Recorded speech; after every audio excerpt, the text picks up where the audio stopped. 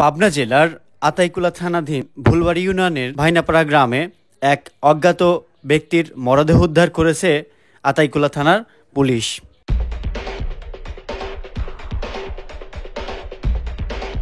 আনুমানিক সকাল ৬টার দিকে ভাইনাপাড়া এবং দারামধুর মধ্যবর্তী একটি রাস্তার পার্শ্ববর্তী ধান খেতে পড়ে থাকা অজ্ঞাত ব্যক্তির নিথর দেহ দেখে গ্রামবাসীর মধ্যে আস্তে আস্তে জানাজানি হয়। এদিকে বেলা গড়াতেই লোকজনের উপস্থিতিও বাড়তে থাকে।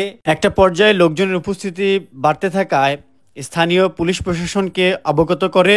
অতঃপর আতাইকুলা থানাধীন কর্মরত পুলিশ সদস্য এসে এই মরদেহ প্রাথমিক আলামত সংগ্রহ করে এবং লাশটি এলাকাবাসীর পরিচিত না হওয়ায় ময়নাতদন্তের জন্য পুলিশ হেফাজতে নেওয়া হয়।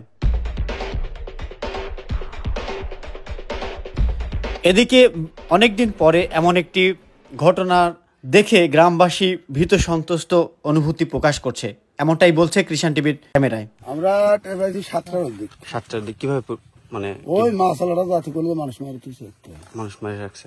আচ্ছা, তো এখন কি উল হয়েছে কোথাকার মানুষ?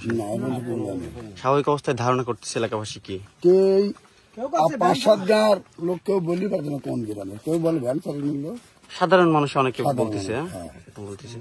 আপনাদের ধারণা কি ওই বন চালানোর লোক হবে?